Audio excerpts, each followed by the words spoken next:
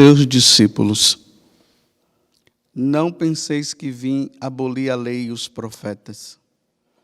Não vim para abolir, mas para dar-lhes pleno cumprimento. Em verdade, eu vos digo, antes que o céu e a terra deixassem de existir, nenhuma só letra ou vírgula será tiradas da lei, sem que tudo se cumpra. Portanto, quem desobedecer a um só destes mandamentos, por menor que seja, e ensinar os outros a fazerem o mesmo, será considerado um menor no reino dos céus. Porém, quem os praticar e ensinar, será considerado grande no reino dos céus. Palavra da salvação.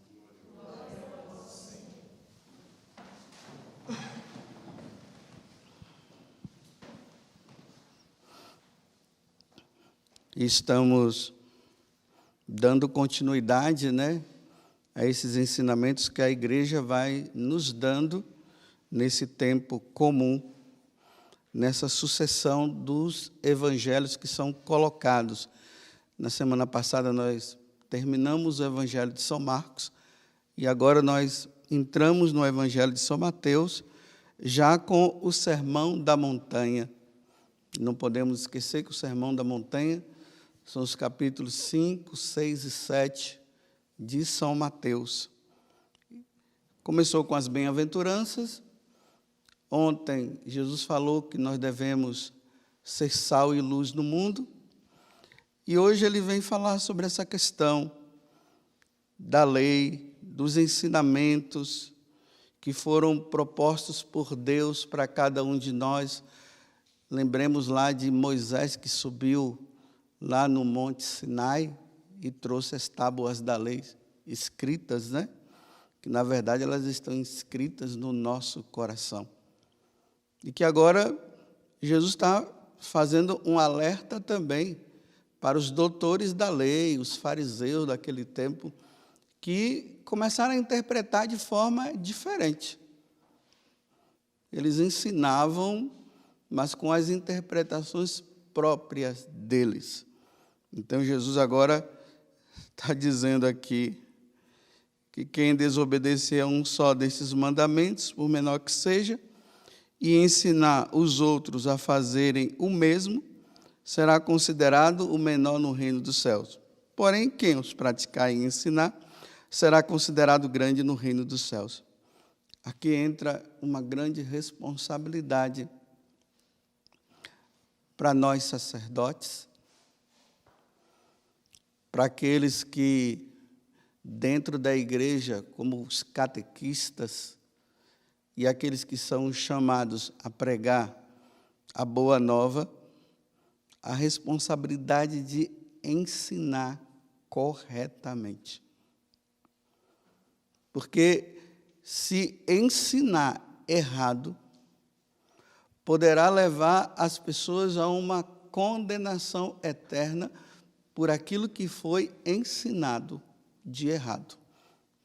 Você vê a responsabilidade minha, Agora eu coloco para mim, que tenho que vir aqui todos os dias, celebrar o santo sacrifício do Senhor e a responsabilidade que eu tenho de meditar a palavra de Deus, de conferir dos santos padres, se os santos padres, como foi que eles falaram. Aí entra a questão do magistério da igreja, a tradição, como ensinou, para eu não trazer uma palavrinha que contradiza o que está escrito na Sagrada Escritura e na tradição da igreja. Por isso, aquele cuidado que a gente precisa ter, porque tem pessoas iluminadas por aí, que elas pegam a palavra de Deus, rezam, aí diz que é uma inspiração do Espírito e começa a falar coisas que estão contra a doutrina da igreja. Mas diz, não, mas foi Deus que falou comigo. Bem, Deus falou com você como? Deus fala conosco através da tradição. A tradição oral.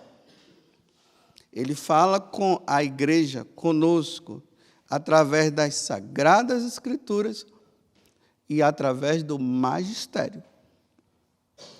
E aí entram as encíclicas papais, as exortações apostólicas, tudo isso que a igreja foi ensinando, porque nós não somos chamados a trazer novidades. Nós somos chamados a confirmar o que já foi falado, não trazer novidades. Porque aí, quando nós trazemos novidades, nós podemos entrar em heresias. Aí, quando nós estudamos a história da igreja, nós vamos ver, né, quantos bispos muito assim inteligentes que começaram a trazer novidades, mas que ia contra os ensinamentos da igreja. E aí os concílios, né?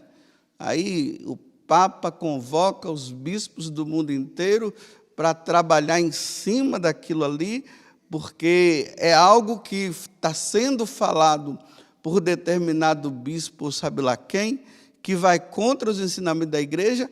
Então a igreja se reúne nesse chamado concílio para encontrar a verdade, e depois os bispos saem por todas as suas igrejas falando, olha, se alguém está ensinando isso aqui, está errado, é um herege. E se você for atrás dele, você se torna um herege também. E se tornando um herege fora da igreja. Está vendo a seriedade? Que seriedade, que responsabilidade. Eu repito, cada um vai assumir a sua, né? Mas eu estou assumindo por mim. Que responsabilidade quando eu pego esse microfone e ainda tem essa gravação que é feita, né? Tanto por áudio como por vídeo, e a responsabilidade que eu tenho que ter em falar sempre o correto. Senão, diante de Deus, um dia eu terei que serei cobrado por ter ensinado errado.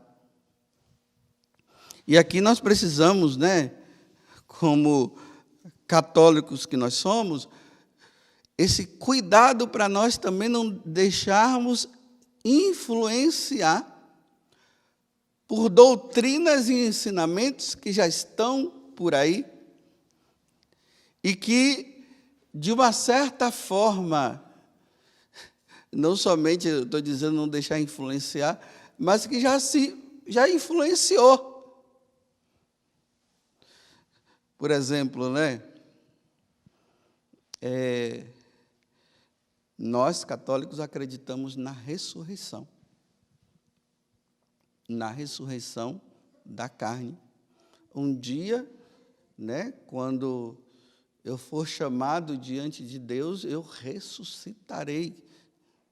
Eu não vou ficar voltando.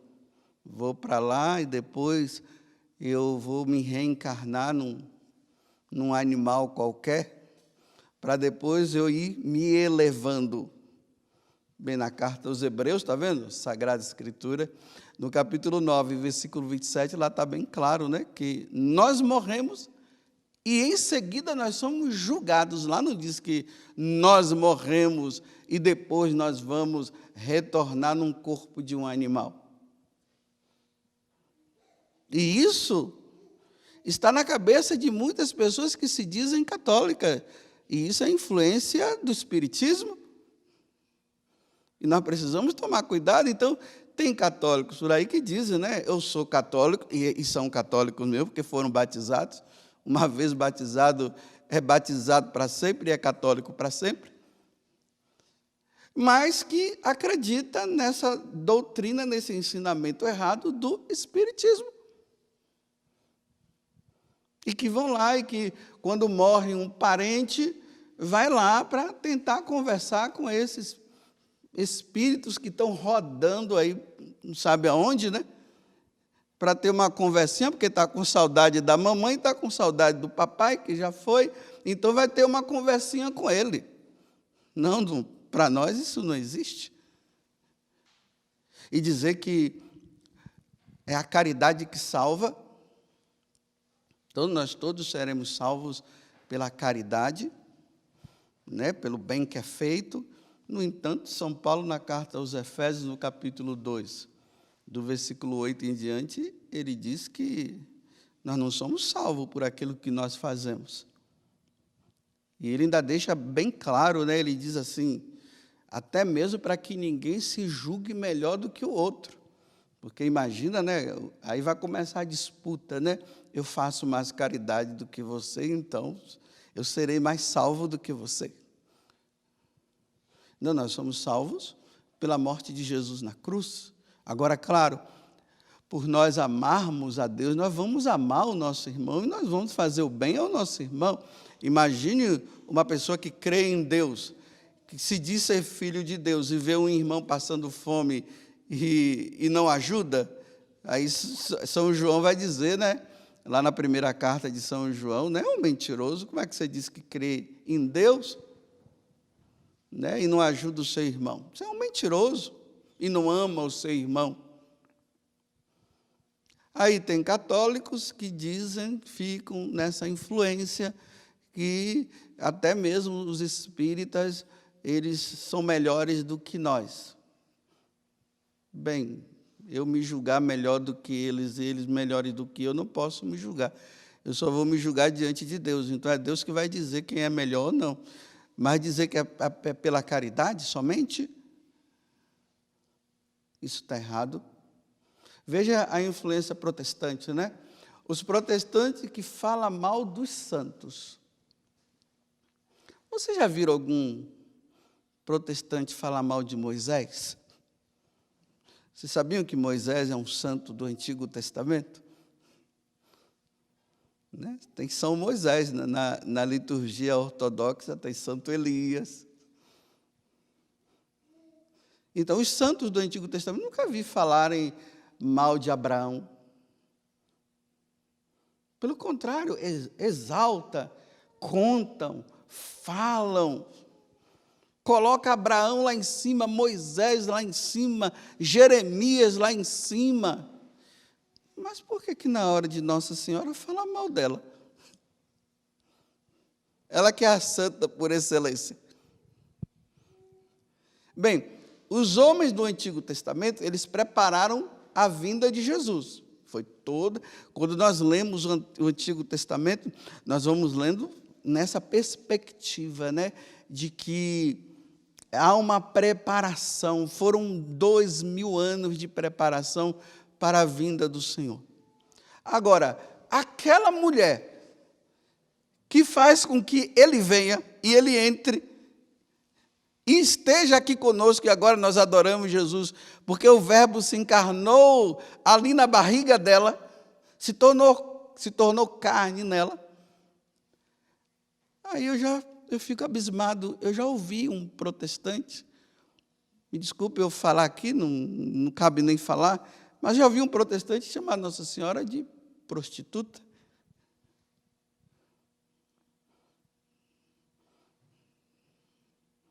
E ela é a mãe do meu Senhor? Olha o ensinamento errado. E aí, quando um católico, influenciado, porque não conhece a doutrina, porque não conhece a Sagrada Escritura, como diz Bento XVI, o Papa Emérito, né? Analfabeto religioso, aí facilmente é levado e começa a exaltar Moisés, Abraão, Jeremias, até os apóstolos. Mas quando chega em Nossa Senhora, chama ela disso. E fala mal daqueles homens e mulheres que depois, né, que Jesus veio, nos resgatou, morreu na cruz, aí deram a vida, né? Hoje nós estamos comemorando São José de Anchieta. Imagina entrando nessas terras brasileiras aqui, no meio dessa mata, pernilongo, não sei como é que dormiam, conseguia dormir, se adaptar, dormindo no chão, dando a vida para evangelizar os índios. E agora eu xingo ele não presta, ele não serve. Ele que foi o fundador da cidade de São Paulo, né? Então, nós, os paulistas aqui, né, estão felizes da Silva, né? Muito felizes, porque um santo aí, então, elogia esse homem que deu a vida por Cristo, e sem lembrar, e não podemos esquecer daqueles que deram a vida, morreram derramando o sangue, uma Santa Águida e tantos outros, e agora a gente fala mal deles. Ensinamento errado. Imagina um grande ensinamento errado, a negação da confissão. Não, imagina, é muito fácil você matar alguém, você roubar, você fazer um monte de coisas erradas. Aí você simplesmente chega lá no quarto, se ajoelha e diz, me perdoa. Sendo que isso já era uma prática do Novo Testamento. Por exemplo, se você for lá nos Atos dos Apóstolos, no capítulo 19, versículo 18, você vai ver que lá, quando acontecia a conversão das pessoas, ali mostra que eles iam acorrendo em direção aos apóstolos, e ali eles confessavam os pecados. Na carta de São Tiago, ele diz, confessai-vos uns aos outros os vossos pecados. Tiago, capítulo 5, versículo 16. E aquilo que é o essencial, né? Quando Jesus aparece para os apóstolos, lá no capítulo, está vendo? Estou falando na Bíblia, tudo na Bíblia. No Evangelho de São João, no capítulo 20, versículo 23, e Jesus fala, né? Aquele aparece ali para os apóstolos, sopra sobre eles o Espírito, a paz esteja convosco, e diz para os apóstolos, aqueles a quem perdoardes os pecados, serão são perdoados. Aqueles a quem retiverdes serão retidos. Aí Lutero vem, tira tudo isso e diz que não é assim, e ele ainda era um sacerdote. Tira, exclui o sacramento da confissão e exclui o sacramento da Eucaristia.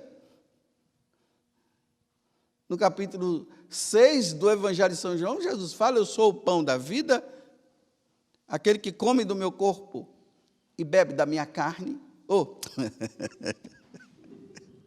Era só para ver se vocês estavam dormindo. Desculpa. Aquele que come da minha carne e bebe do meu sangue terá a vida eterna. E ali, nos evangelistas, os outros, chamados sinóticos, que é Mateus, Marcos e Lucas, lá, por final, nós vamos ver a instituição da Eucaristia, que é o que nós estamos celebrando aqui, e eles vêm e dizem, não, isso é apenas um símbolo, e não tem nada a ver, e não acreditam no sacrifício de Jesus dentro da missa, e assim por diante, e vai aos católicos. Isso é ensinamento errado. Esse ensinamento não salva, esse ensinamento leva à perdição, porque se eu não acredito na presença de Jesus na Eucaristia, eu estou indo contra aquilo que ele disse, isto é meu corpo, isto é o meu sangue. Eu sou o pão vivo descido do céu, não como o pão que os nossos pais lá no deserto comeram, aquele maná que descia. Não, eu sou o pão vivo, eu desci do céu. Ou seja, eu estava lá. Eu sou a segunda pessoa da Santíssima Trindade. Eu vim também para não somente estar presente na vida de vocês, mas eu vim também para alimentá-los. Isto é o meu corpo, isto é o meu sangue, fazei isto. Ou seja, faça esse gesto. Isto é meu corpo, isto é meu sangue. Fazei isto em memória de mim. Não é uma memória apenas de uma lembrança, é uma memória, atualizada, se atualiza. Quando os judeus celebravam a Páscoa, não era simplesmente uma memóriazinha, eles estavam lembrando de algo do passado, não, eles estavam vivendo naquele momento que estava acontecendo ali. Imagina eu agora começar a dizer assim para vocês, meus irmãos, eu estava rezando lá na capela, ou sabe, lá no meu quarto, e Jesus veio falar para mim que Ele não está presente na Eucaristia. Que isso foi um ensinamento que inventaram. Não foi bem isso que eu quis dizer. Isso é um ensinamento errado. Cuidado para não pegar esse pedacinho aí, fazer uma junçãozinha, não sei como é que faz, e depois coloca aí dizendo que o Padre Augusto acabou de dizer que Jesus não está presente na Eucaristia. Eu estou falando apenas aquilo que é o ensinamento errado, e que infelizmente já se começa a se falar até dentro da Igreja Católica, que a missa é um encontro de fraternidade, aonde as pessoas vão e junto ali com o sacerdote, e ele não é o ministro, não, o ministro é toda a comunidade que está ali, e ali é um momento de partilha de pão, aí no finalzinho todo mundo come um pedaço de pão. Então, meus irmãos, vamos dividir com todo mundo. Aí tira o mistério da Eucaristia, o mistério do sacrifício de Jesus, para dizer que isso é apenas um momento de fraternidade, de amizade. Isso é heresia. Isso aqui não é um momento de fraternidade. Aqui é um momento em que nós estamos no Calvário e Jesus está morrendo, está derramando o sangue por nós, pela salvação da humanidade. Isso é doutrina, ensinamento da igreja. Isso sempre foi ensinado. Nós estamos no Calvário, no altar, onde Ele é sacrificado pela nossa salvação. Bem, para vocês que estão aqui me ouvindo, me ouvindo aqui na capela, para vocês isso está claro, mas no povão não está, não.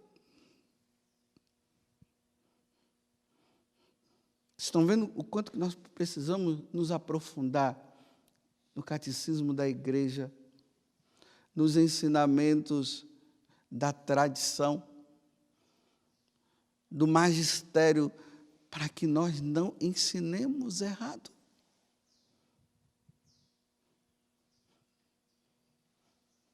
E precisamos ser firmes, mas nós só temos firmeza quando nós temos certeza. Então, quando nós não temos certeza, nós ficamos meio indecisos.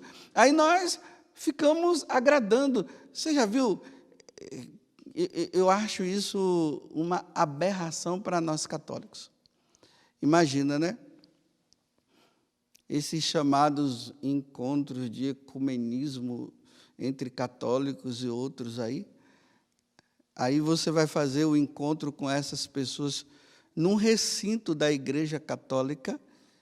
Aí nós, para não ter confusão, nós tiramos as imagens.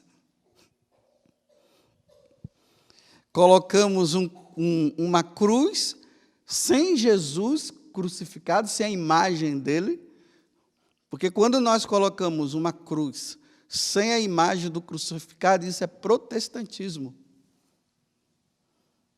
São os protestantes que fazem isso. Você vê, pode ver nas igrejas protestantes, eles colocam uma cruz, mas eles não colocam a imagem, porque isso é idolatria. Aí nós, se eles vêm para o nosso recinto, que se acostumem com o nosso recinto. Agora, se não for no nosso recinto, tudo bem, né? Se é num campo aí aberto, sabe lá onde, tudo bem. Mas vem numa igreja e tira tudo? Então, se vem para a igreja é para ver as imagens, sim, é para ver Jesus Eucarístico, é para ver o sacrário, a imagem de Nossa Senhora está no recinto católico. E no recinto católico nós não podemos tirar aquilo que é da nossa tradição, que sempre foi ensinado para nós, para agradar. Aonde que Nosso Senhor agradou? Aí nós ficamos agradando. É interessante, né? Vocês já observaram que sempre quem tem que ceder é o católico? Sempre nós que temos que ceder.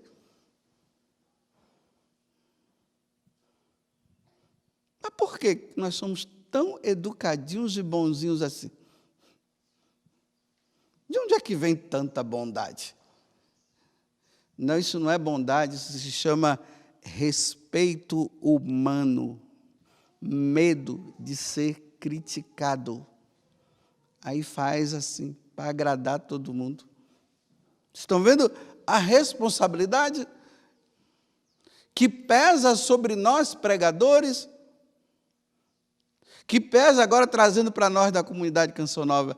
Vocês estão vendo que isso pesa para nós, que somos pregadores, evangelizadores?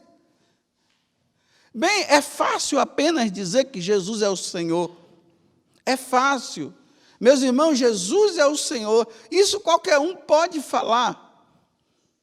Mas dizer que esse Senhor está presente na Eucaristia, aí tem que ter muito pulso forte para dizer isso. E crer nisso. E acreditar. E se dobrar diante da Eucaristia. E dizer, meu Senhor e meu Deus. Isso tem que ter muito pulso, tem que ser muito católico para fazer isso. Agora, apenas eu dizer que Jesus é o Senhor, que Deus ama você do jeito que Ele é, e não entra naquilo que a doutrina da igreja fica no muito geral. E ficando no geral, dá a impressão de ser protestante e não católico. Já teve pessoas que diziam bem assim, nossa, o padre José Augusto, ele parece um pastor. Eu disse, então tem alguma coisa errada aqui. Eu não tenho que me parecer com um pastor, eu tenho que me parecer com um padre. Eu gosto muito dele, né? Porque até antes, né, eu tinha alguns tiques que eu ficava, eu pulava, não sei, andava para lá e corria, fazia. Aí, graças a Deus, eu parei com esses negócios aí. Porque como dava impressão que era a imitação de um pastor, então agora eu estou mais quietinho aqui. Assim, eu fico quieto. Não pulo mais, não grito, não faço aquilo, porque eles têm que olhar para mim e dizer, é um padre, não um pastor. Me desculpe, eu não posso me reduzir a ser parecido com um pastor. Eu tenho que ser parecido com um sacerdote da Igreja Católica. Porque parece até um elogio, né? Porque quando um protestante diz assim, Padre Augusto parece com um pastor, ele está dizendo assim, nossa, ele só falta agora vir para a nossa igreja. Como tem protestantes aí que já me falaram, estou rezando pela sua conversão. Estão fazendo jejuns para a minha conversão, porque já que eu tenho todo um jeito, né? Espero que eu não tenha mais. Também nunca mais eu ouvi ninguém falar isso. Então só falta o quê? Abandonar a Eucaristia, abandonar o sacerdócio, tirar a batina, tirar as roupas litúrgicas, usar um terno e uma gravata e colocar uma Bíblia debaixo da mão. Agora está salvo. Não, estou perdido. Estou perdido. Abandonei a igreja de nosso Senhor Jesus Cristo, que acabou mudando ali por volta do século XVI, com um padre chamado Lutero, que acabou mudando tudo. Então está certo. Em outras palavras, digo que responsabilidade estou colocando para mim, para não ensinar o errado para vocês. Imagine eu começar a ensinar aqui que um homem e uma mulher um homem com um homem podem casar? Baseado em quem? Ou em quê? Se em Levítico 19, 23, já até decorei, preciso decorar mais, está dizendo que um homem não pode deitar com outro homem porque isso é uma abominação. E começa a ensinar para vocês dizendo que é possível um ser humano mudar o seu sexo, é só fazer uma cirurgia. Isso é ensinamento errado. E eu aqui, no altar, fazendo um casamento de um homem e uma mulher. João, você aceita o Paulo como seu esposo? E Paulo, você aceita o João como seu esposo? Eu vos declaro marido e mulher. Dá um beijinho agora. Jamais. Jamais farei isso. Se os padres e bispos alemães, eles vão fazer, problema deles com Deus. Eu jamais farei. Louvado seja nosso Senhor Jesus Cristo. E a nossa Mãe Maria Santíssima.